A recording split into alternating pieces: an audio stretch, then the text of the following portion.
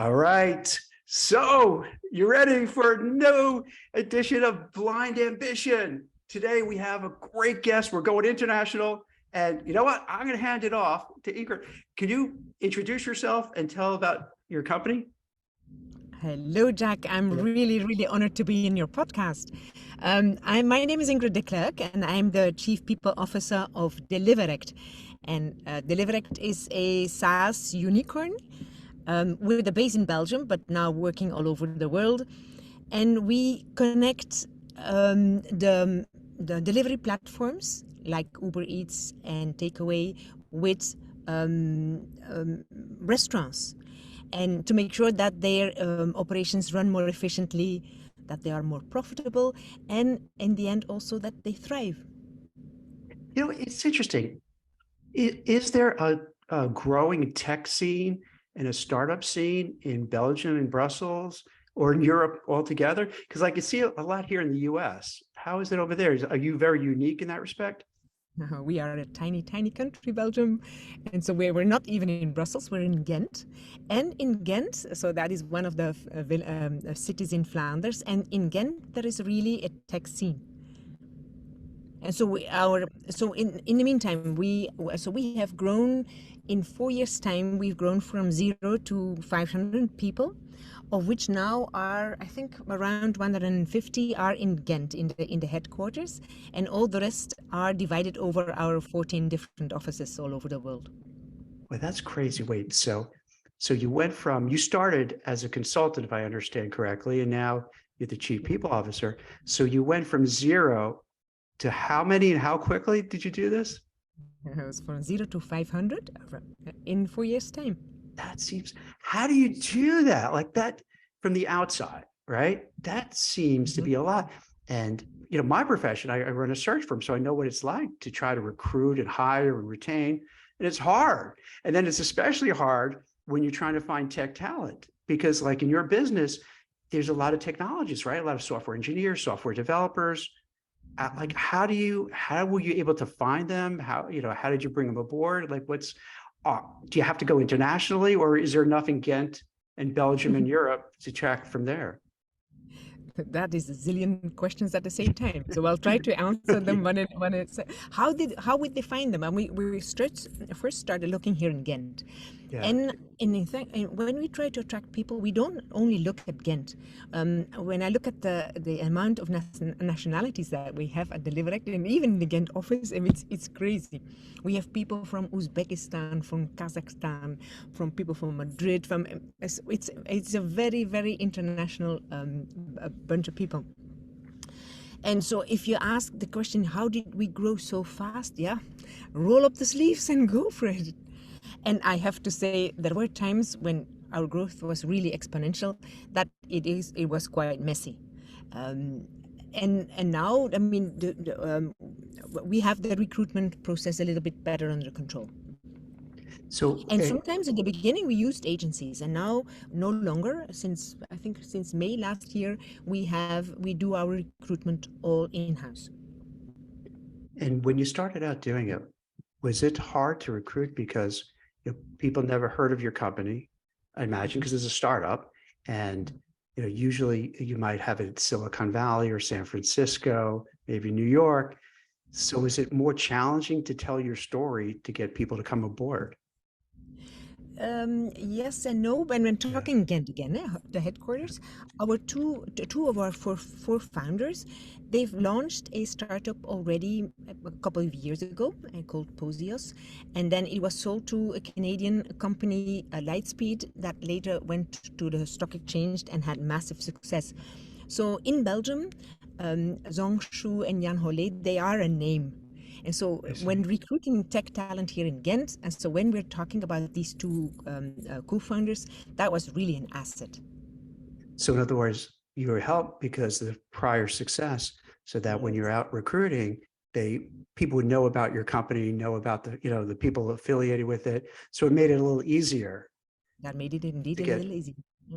And did you find out where in the last couple of years, it's so crazy with first create a lot of hiring and then layoffs. And now you have a lot of these CEOs Google, Amazon, Meta, all saying, hey, my bad, we overestimated, we hired too much, now we have to let go. How is it for you guys growing? Did you kind of go through those growth spurts and these just awkward stage to get people aboard and keep them?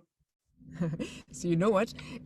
Sometimes an disadvantage turns into an advantage. Yeah. At one point, last year when the tech layoffs started, some of our hiring managers in Deliverect would have wanted that we could attract our talent a little faster. But of course, we had a limited talent acquisition team, so we couldn't Right. give them we couldn't hire at the speed that they wanted, which afterwards turned into a disadvantage, which means that we did not overhire, and that was so we're really happy about that. And when you look for people, for tech startup, and if I understand it correctly, maybe also you could explain a little bit what the platform does, because I think it just connects. It's like Switzerland. It's agnostic, that it offers the software for all sorts of restaurants that they could send out orders. Is that kind of sort of? I think that is a beautiful comparison. Let me just describe it. So suppose you have a restaurant in downtown that also does delivery, or a dark kitchen, and so they would, as delivery platforms, they would have Uber Eats, Takeaway.com, Deliveroo, and so behind the counter earlier they would have all these iPads where all the orders would be flowing in. And so they needed to type them in their own point of sale system, which of course, I mean, it takes time, it's inefficient, and mistakes happen. And Deliverect built a kind of integrator. So where that all the orders come, they go to the point of sale system, to the kitchen, to the in some cases also the back office, and so they make the entire handling a lot more easier, more profitable, more efficient, and so, and of course, Corona was not a good time, but for our business, it was a good time. Isn't that weird how things are? Like, you could have for so many people, oh my, this is the worst time ever. But then some companies, and a lot of online companies thrive because now people didn't want to go to their homes. They just want to order online. So in a bizarre way, you were at the right place at the right time to make this happen. Yes, indeed. Yeah. And so what makes I'm going to come back to an earlier question that you asked, is how do you guys attract talent? So and I'm taking a big step back, what we did with the 4 co-founders, so because there are 4 co-founders, in a very early stage of the company, we've spent a lot of attention to elaborating our values. I think there were only 5 people in the company where we already thinking about what kind of company do we want to have, what is our vision on way of working, what kind of organizational structure do you want, what are our values. And we with the founders, we came up to a kind of a number of principles around values, which we then shared with the entire company, being 15 people, not a lot. And instead of like dumping top down on their heads, we composed working groups for each of the elements in the way of working: organization design, goal setting and monitoring, role setting and evolution, everything that had to do with communication, feedback mechanisms, conflict mechanisms, and that kind of thing. And then eventually also culture, values, communication. And these working groups helped elaborate the basic principles. And that has been very crucial in spreading the word and spreading the vibe, because they help build it. And if there's a lot of newcomers coming in, the entire company who has helped elaborating the principles transferred them also to the newcomers, and who then transferred it to the newcomers and to the newcomers. So it makes sense that this way you kind of define your corporate culture, so that when people come in, first principles, they feel comfortable. Hey, they self-select to come to the company because they like your values and what you're doing. And then it kind of just fulfills itself. But when it first starts, Mm-hmm. a lot of people always see, unicorn status, like, wow, you're billion plus within only a few years. What's it like when you start out, like you said, like just a few people? I mean, Mm-hmm. did you feel that it's just going to grow exponentially, or like every day was nervous? Hey, is this going to work? Is that technology going to work? Can we make this happen? Like, what's it feel like to be in that position? It was thrilling. It was so exciting. And I'm come back to what I said earlier. Is so some of the founders already had a scale up and sold it. And so I mean, they'd gone through the adventure, and our CEO was like so really persuaded that this was gonna go massive. I remember the first time that he talked to me about the new venture. He said, "Ingrid, this is gonna go great. This is gonna go massive all over the world." And he was really, really certain of it because he found it was a hole in the market. Are there others doing the same thing or not really? Yes, there are a couple others, of course, But just a couple, like but no, no, we are the best. and so the founder, though, was this his first time founding? I know you said there's a couple of others who were part of it. No, no. So there is four Yeah, co-founders, and two of them had an original startup. They yeah. had a startup in Ghent that was then acquired by a Canadian company. So I wonder, is it a big difference if, like, you have a place, that has been successful, like people who were successful before? Does that kind of make it easier for you and everyone else because, like, oh, they've done it, they'll do it again, as opposed to if, let's say, there were just four people who weren't founders, never start a company, and then you're doing it from scratch? Do you think it would have been different? I think it's easier. So, I mean, of course, Yeah. they've banged their head against the wall with a couple mistakes, I guess. And so, if they learned about, I think it goes faster. Uh, But of and it's not because you've done it before that your second venture is a guaranteed success. Yeah. Uh, but of course, they've learned a couple things. So when you started out, what would you hire first?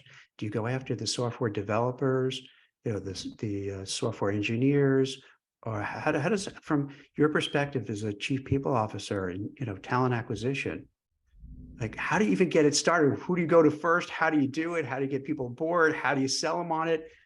I mean, so the two of the four co-founders are, in fact, they have a software background. I mean, they're software engineer. Mhm. So I think at the beginning they started coding themselves, and of course, then the first hires were software people to help build the platform, and then later on sales. And then after that, just slowly just find what the needs are and scale up and keep growing it. Yeah, yeah. And so we went into other companies quite fast. Yeah, so that is also a difference between a first time scale up, the first time startup, and a second. I think because they had this experience of going global earlier, so I think this time they also went global a lot earlier.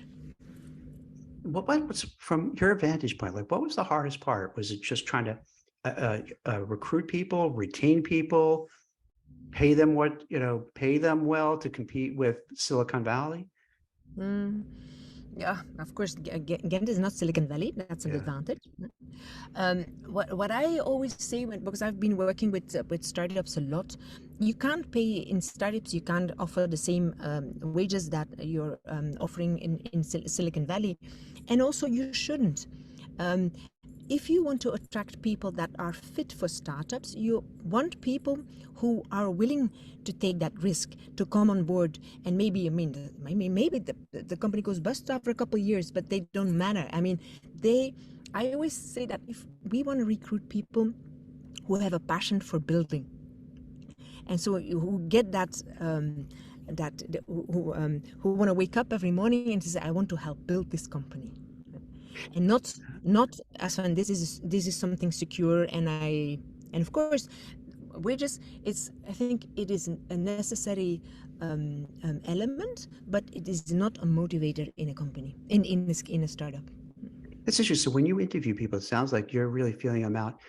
Do they embrace this kind of environment, this kind of culture, that they really buy into it?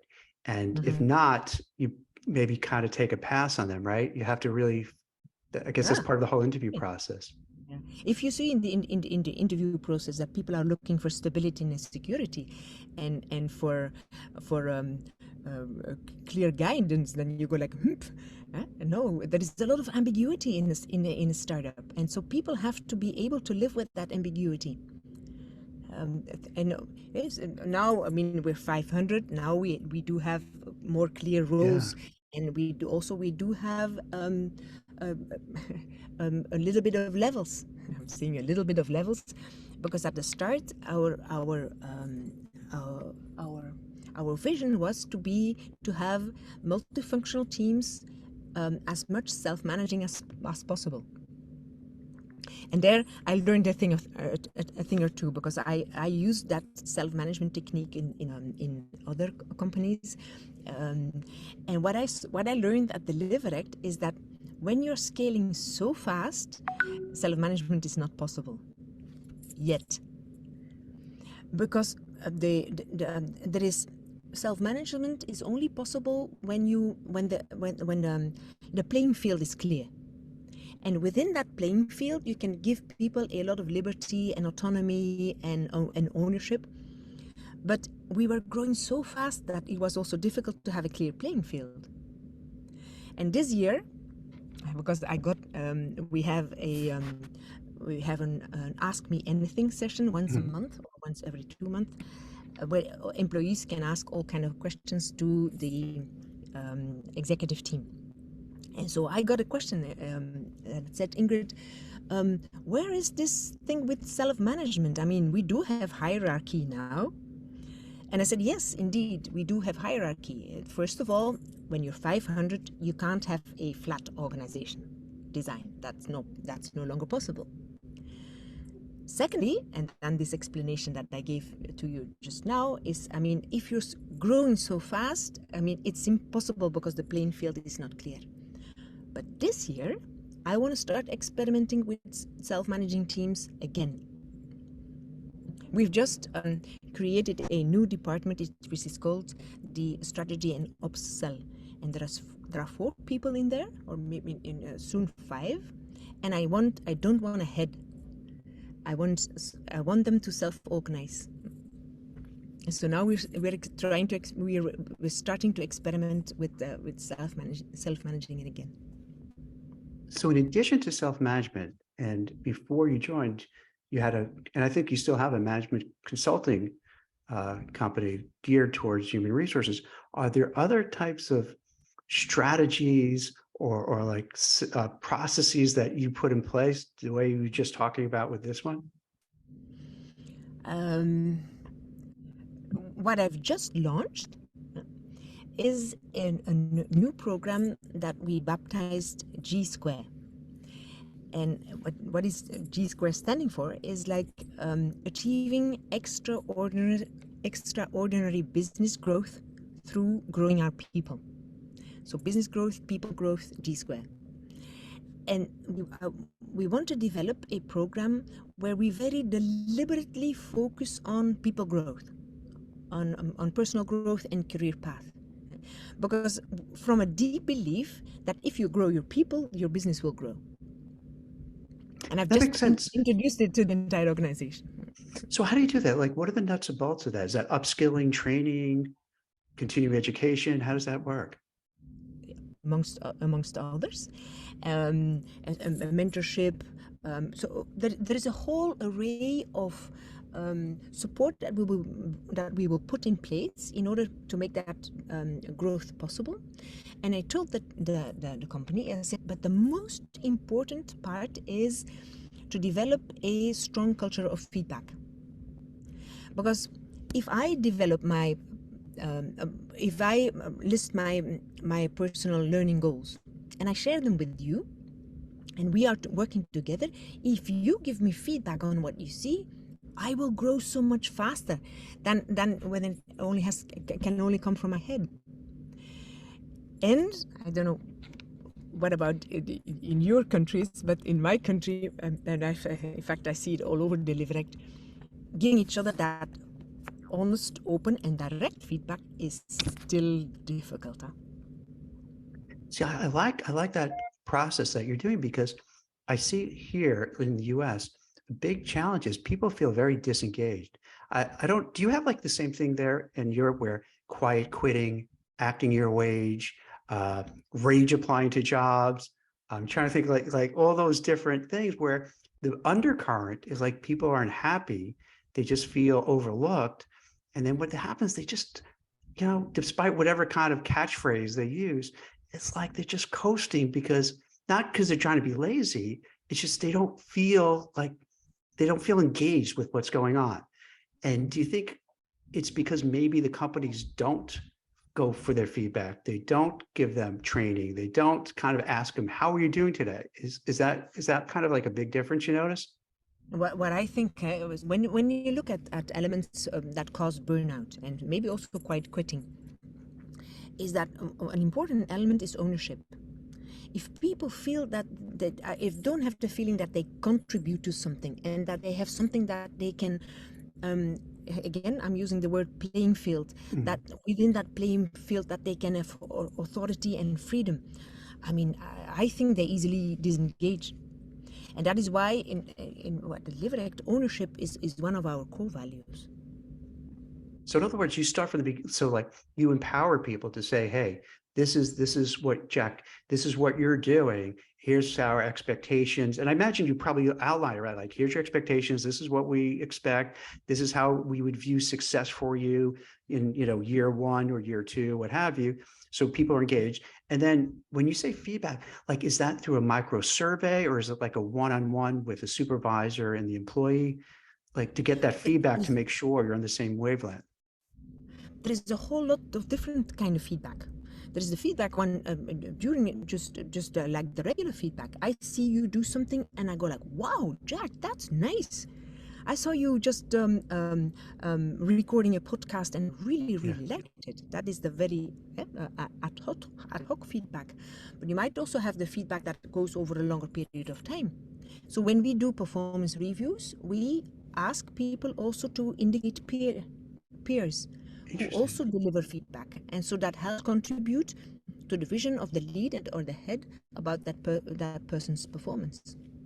Wait, let me just say, so in other words, let's say I'm in for like, you know, you're evaluating me, then you might ask me to kind of talk about like somebody else. And I'd imagine it would just be good and bad, or like, is it 360 degrees? Because you don't want to say anything negative about a coworker. But is that what happens? Like, you want to just see how they feel too? So the thing is now we are experimenting with that the feedback is openly shared. And yes, that for some people that's quite daunting. How do I formulate constructive feedback in a respectful way, making sure that other party is not going to feel offended? And that is something where we want to support people in and helping them. How do you write it? How do you formulate it? And make sure that they get stronger in formulating that. And at the same time, there is the sender and the receiver. You also make sure that the receiver is more open to receiving that feedback. A feedback is not to attack. A feedback is something to help you grow. And so years ago, when again a little bit more at the start of the company, I've organized group feedback sessions in which people prepared feedback for the entire department, a group not too big, let's say 6 people, and we all prepare feedback for everyone according to a structure that we taught before. Is where you start from the description of the behavior, you see what the effect is, and a suggestion to improve.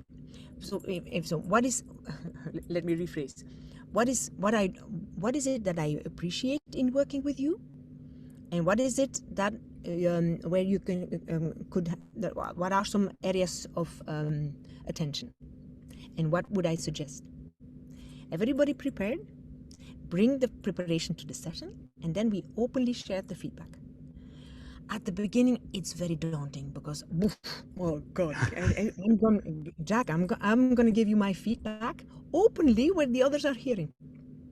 And that is also why I was there to help, to guide the conversation, sometimes to rephrase something when it was a little off. And after a couple of turns, people get the hang of it. I mean, so they feel the trust. And after that, Jack, you can't imagine, people walk away with a smile. In Belgium, we say behind their ears. And I've always wondered. I said, how come? Because I mean, they got some praise, but they also got some critique. And my analysis is that very seldom people hear from their peers an actual description in how much they appreciate working with them, like in full sentences. Sometimes you say, oh, well done, but Jack, what I really appreciate in working with you, and then an entire explanation, that we don't do that so often. That's And so that's why wow. after such, Because we don't do it. So wait, just so I get some framework and for the audience, when you're doing this, is it a small group of like 6, or is it 10 or 100, or like how many No, people? I mean, 10 is too much. If you can do 10, but then you Okay. have to do it in 2 times, because after a while, I mean, it asks a lot of attention and concentration, and that is just too long. I mean, I would say do 6 debriefings max at a time, and it is super powerful. I'm trying to process it, Ingrid, because on one hand, I see all the value. The other hand, if I was called in to be with like 5 of my peers and they're going to say, hey, here's what's good, what's bad, I'm going to come in a little worried. But I guess over time, people get comfortable with that type of environment and they realize if they give any feedback or constructive criticism, it's not meant to hurt, it's meant to help you. Absolutely. And you have to think, we just don't do that. I mean, there is first a course that we deliver on how to write respectful and constructive feedback. I mean, so people learn how to write it. And then what is also the case, the first time you do it, and I have to write my constructive feedback about you, I'll be a little cautious.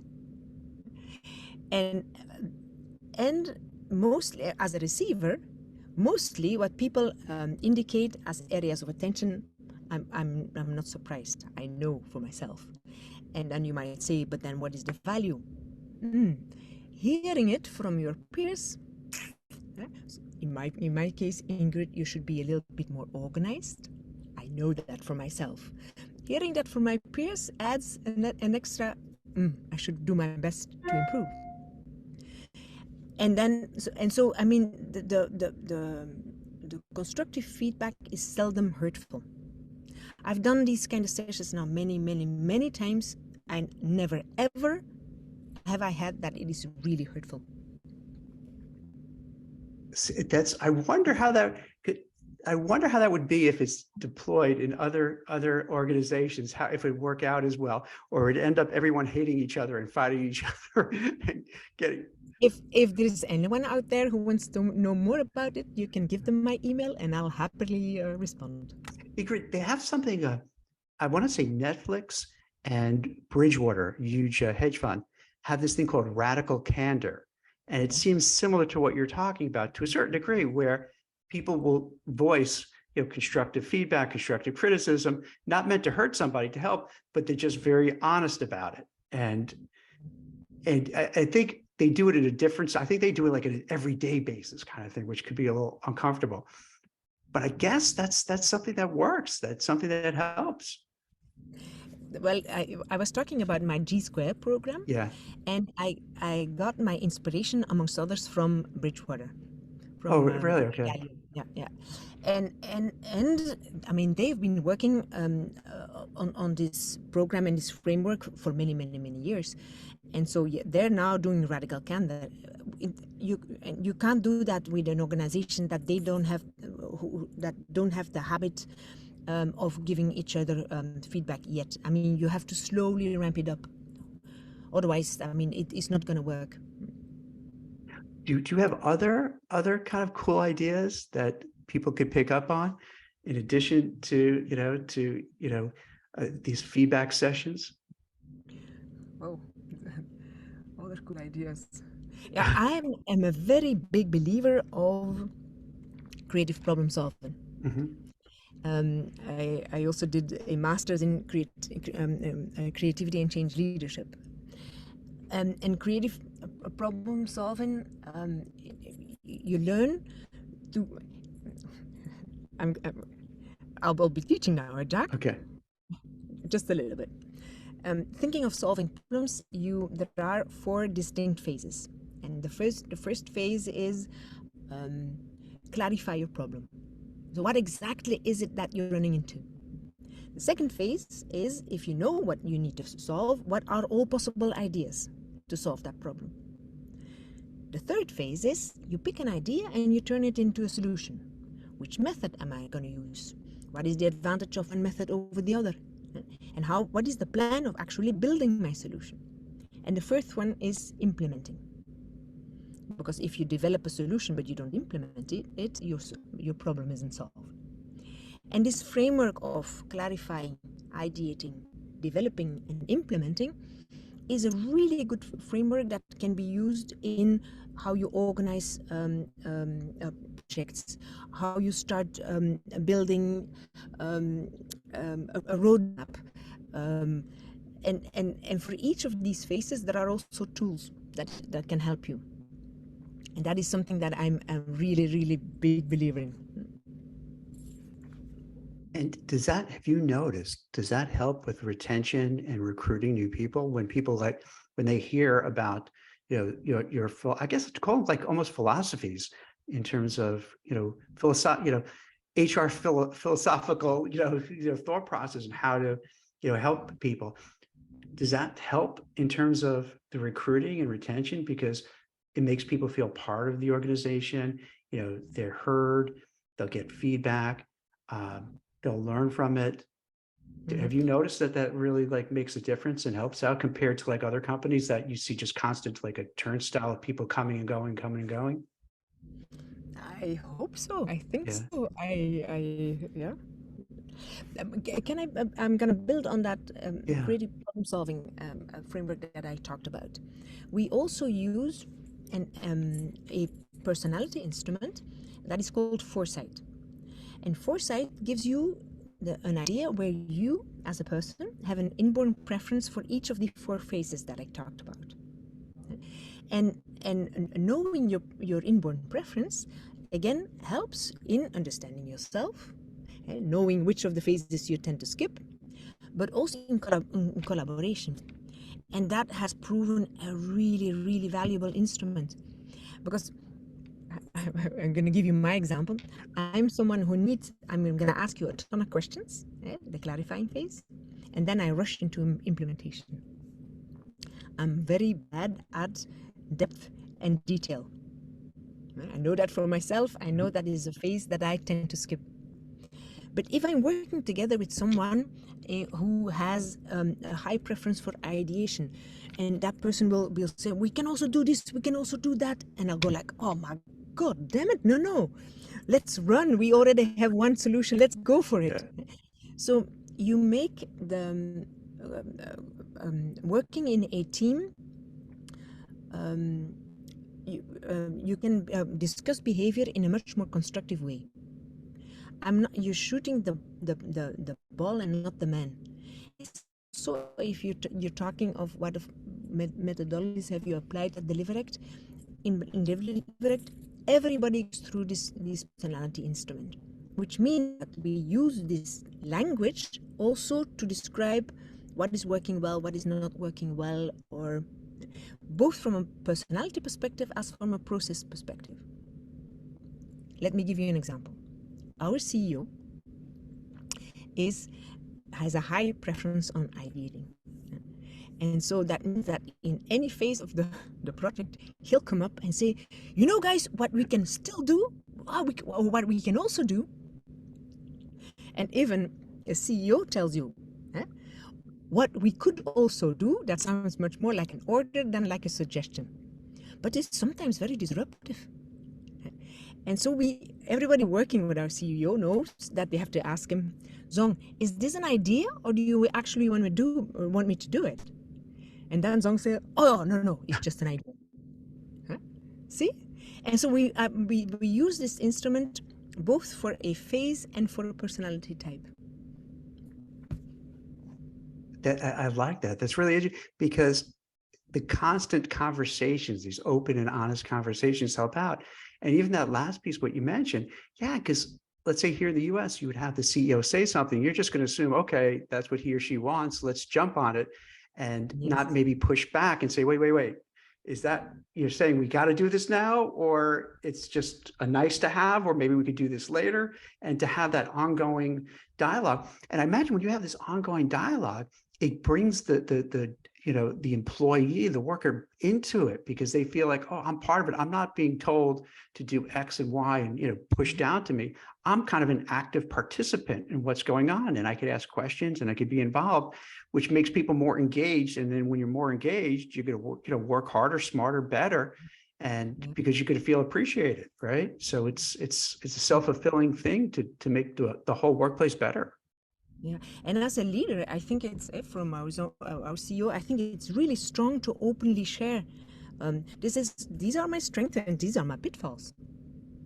Right? We had a product management offsite not so long ago, and our CEO openly shared, these are my strengths, these are my pitfalls. This works in collaborating with me, and that is beautiful. Right? That it demands a certain vulnerability of the leader, but it's so strong.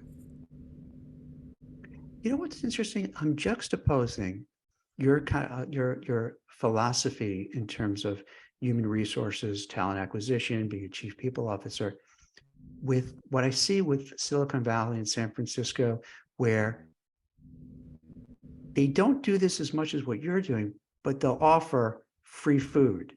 They'll offer, all sorts of cool amenities. And that's their way of saying, oh yeah, we want you to be happy. But to me, it seems like I'd rather not have my latte and whatever when I come in for free, or have a ping pong table, or whatever. I'd rather have that feedback, that upskilling, that training, that learning, that being involved, which is more meaningful at the end of the day, right? Yes, and we have both. Oh, so you do other things too. So that's smart. So you covered both grounds. You put both sides. In Ghent, in our headquarters, we even have a barista. Yeah, I'm sorry. You have what? A barista. Oh, cool. Yeah. So you're making sure you're making everybody happy on every level. So like, to be, because you have to be competitive, right? Because like, you're hiring a lot of people who are in demand, marketers, techies, all this kind of stuff. So I guess you have to do, all these things and then some. Yeah, you know what? It's not just if you want to say how do you keep your people engaged. It's not just one thing. It's a whole lot of things. But when I talk about culture, I often say I compare culture to a campfire. Mm-hmm. You might have the most beautiful campfire. If you don't put on a log from time to time, your fire dies. And so we have to think about a whole array of logs. And one of an important log is sufficient pay. I mean, you don't have to be stupid about it. I mean, a salary is important. But it's also culture. It's how you collaborate, how you celebrate, how you learn. These are all the different logs, and it's not just one thing. That won't cut it. When you're looking to find talent, I'm curious, there's been, here, let's say in the US, I want to say almost like 200,000 people in tech that were laid off, this year alone. My numbers could be off, so this is just, roughly.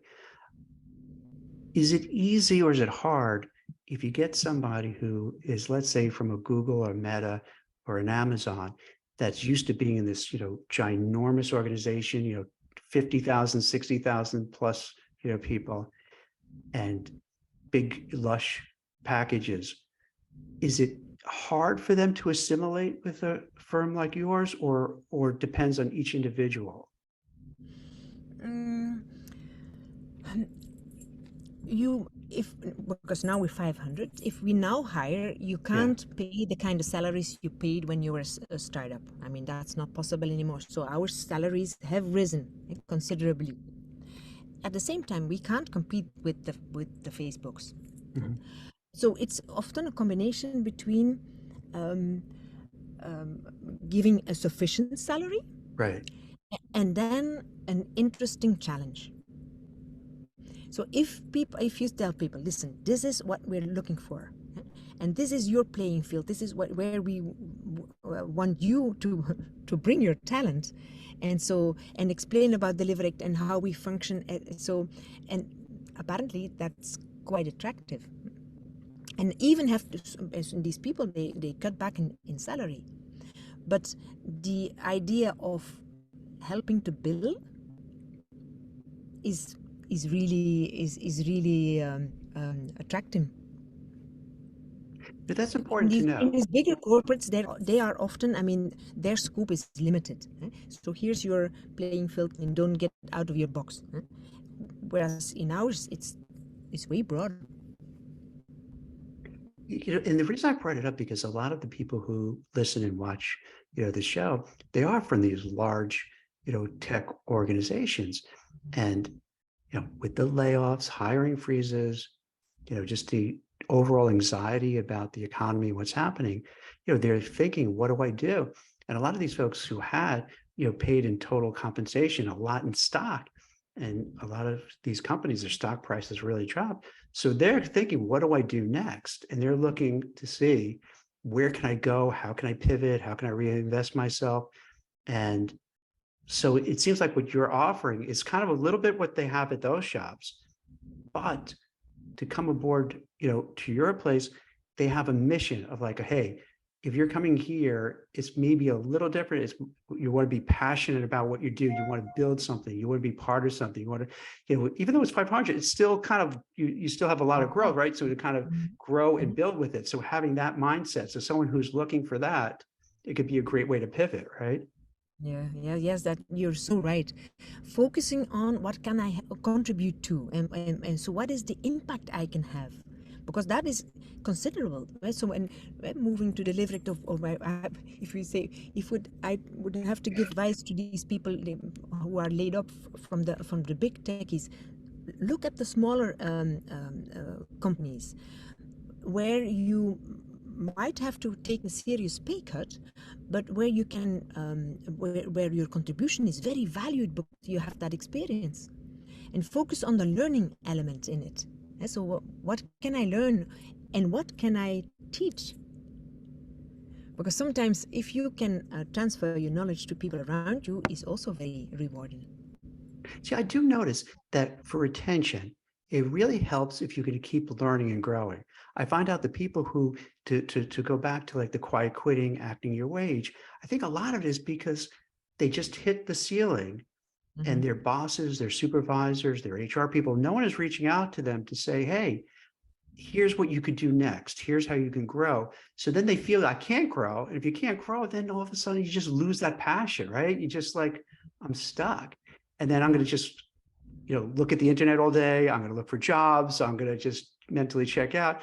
So it's like, so you want to have your people kind of engaged, empowered to take control over their career, to interact with their bosses, their peers, to accept feedback, to get constructive criticism. So it's like you're really enmeshed in it, so you feel you're part of something, right?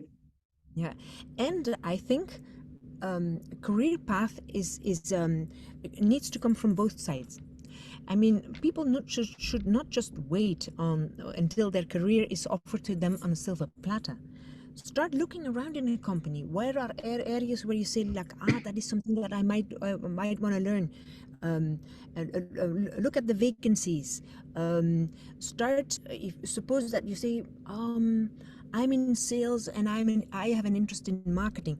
I mean, there's so many online courses now. Start learning something at home, after your hours, of course, to show your interest and your dedication. It should not all come from top down. Just curious about your own career journey. What brought you to HR? I can see you're passionate about it and you love it. I can see this is something that you just enjoy. I can see you light up when you talk about it. How did you follow? How did you get into it? Why did you decide to go this direction? I just rolled from one to another. I mean, Yeah. I cannot say that my career path was very deliberate. I was I started working in I was- when my first experience in human resources was at a startup, in an internet startup, and we're talking 1997. Yeah, I'm so old. That's like right before the dot com boom and bust, right? So I mean, I started when we were 17, and then we grew to 300, and then alas, bubble boom boof. Oh, you We know sold. what company was that? It's called Planet Internet. Oh, I don't remember. Okay, Planet Internet. No, no, it's a Belgian company. I Oh, mean, a okay. Belgian and Dutch company.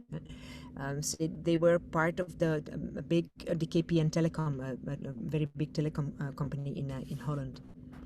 And there I rolled into your human resources.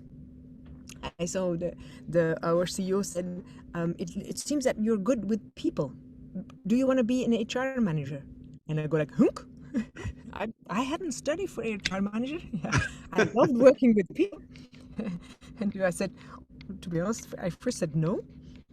Then I went on holiday, and afterwards I said, damn, I'm gonna take it. If it's not good, he just has to throw me out.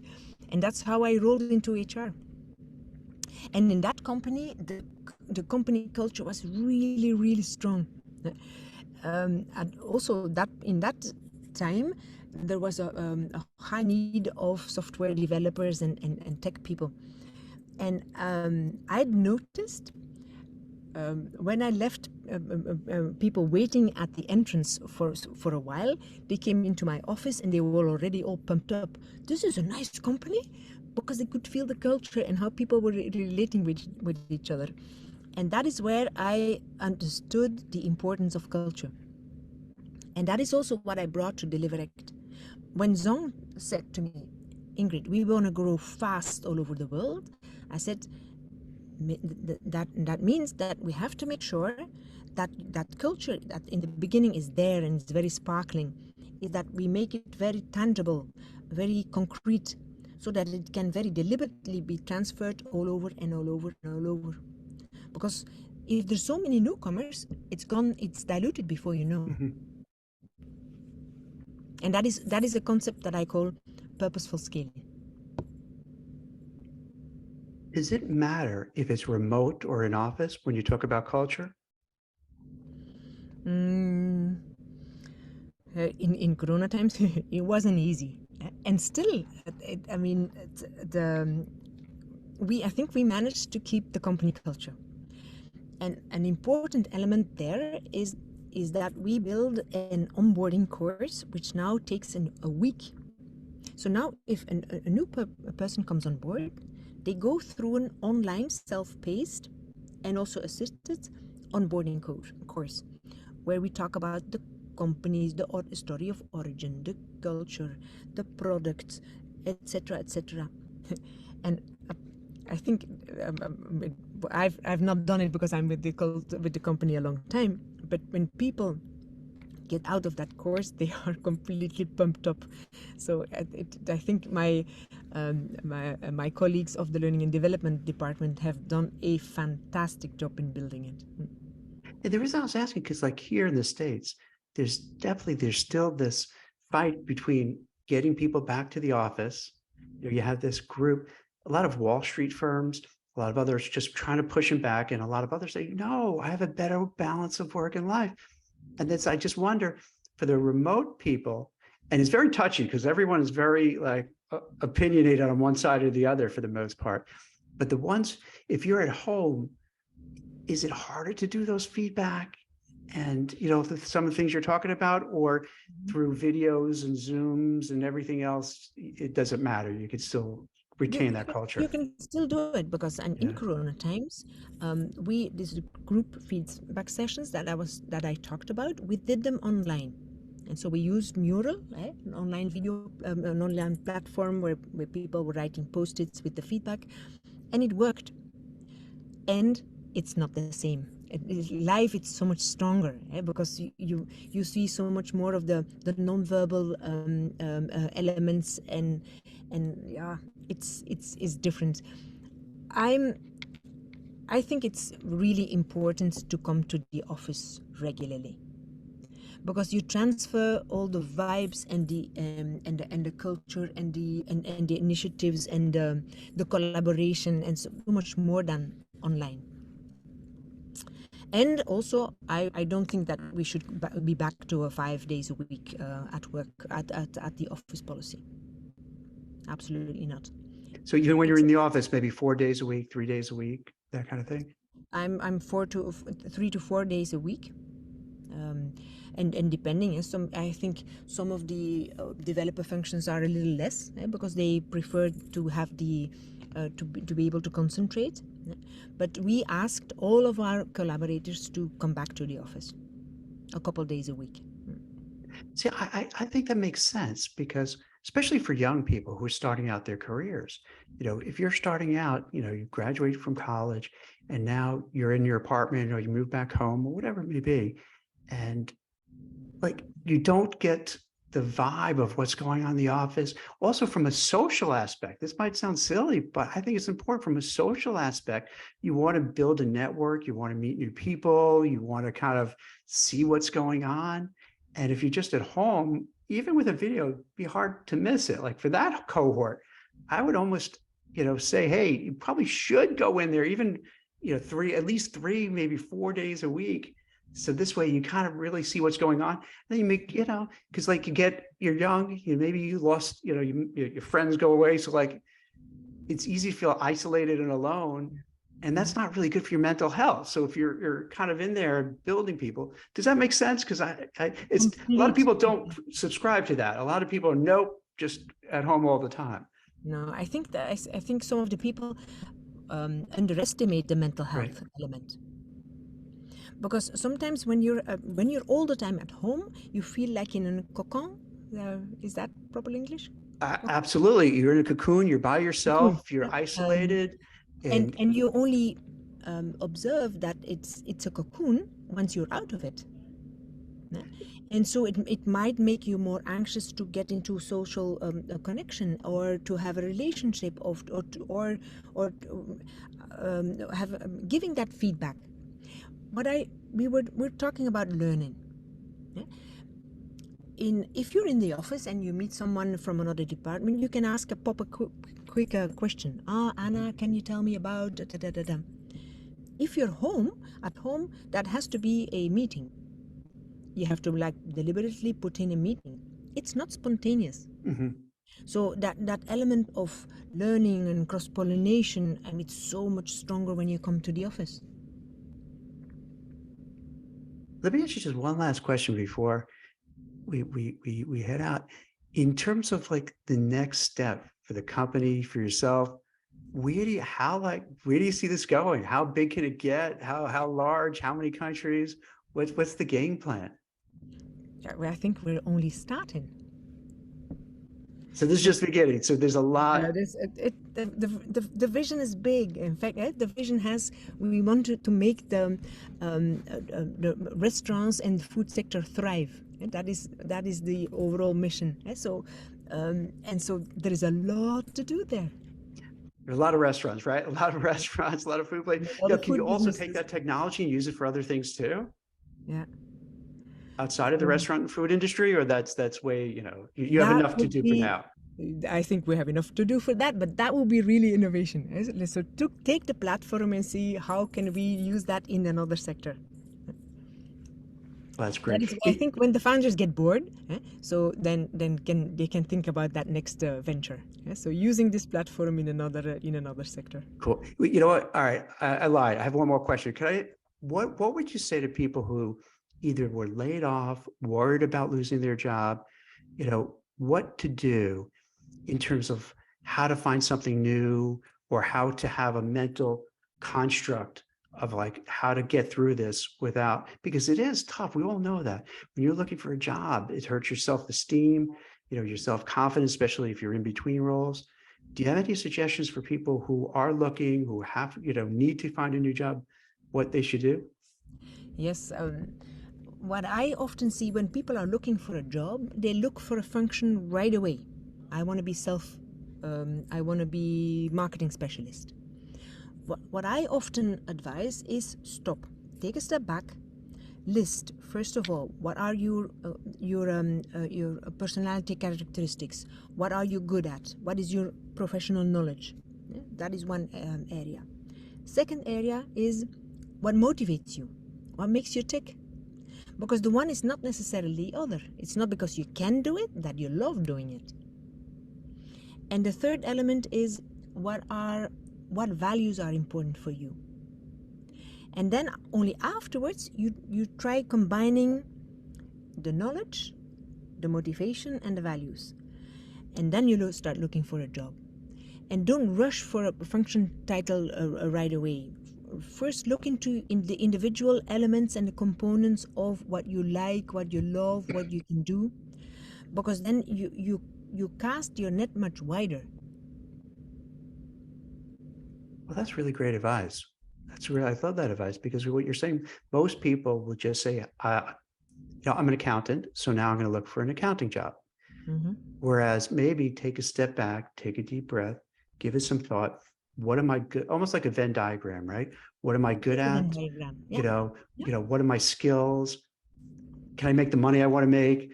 And then you find that intersection and say, okay, you know what? Maybe I won't be an accountant, but it transfers over to, and then you can find things that, make sense. Yep. Yeah. Absolutely. And what I've seen is that when you do that kind of exercise, that is also a moment where you process the loss. And so the loss of the function and so, because there is always some grief. And taking the time to do that exercise very consciously and deliberately helps you also process the transition. That's fantastic. So this is great. I really, Ingrid, appreciate you taking the time. I think this was really illuminating. I love that you have a really structured, you put a lot of thought and effort into, how to make the lives better of the people who work at your company. And I think more companies should do that as well. And I think that would make a big difference if they did kind of adopt a lot of your, thoughts and practices. Because for sure, I tell you here, I don't know really so much what's going on in Europe, but I can tell you without any doubt, here in the US, everybody's angry. Everyone's like anxious. Everyone is stressful. And I'm not exaggerating. It really is. And a lot has to do with work. A lot has to do with layoffs. A lot have to do with worried about the economy, high inflation. And if they don't attend to it, like what you're trying to do, it just makes it worse. So I think a lot of what you're saying will resonate with people, and hopefully, folks here, in the US, will hear about it and think about it, and maybe give them thoughts like, hey, we should maybe implement this kind of process. We could implement this, a radical candor or whatever it may be, to really try to focus on our employees and make their lives better. I hope that I've been able to give some inspiration. Yes. Well, thank you so much. It was great. Thank you, Ingrid. It was lovely to be here. Thanks so much, Jack. You're welcome.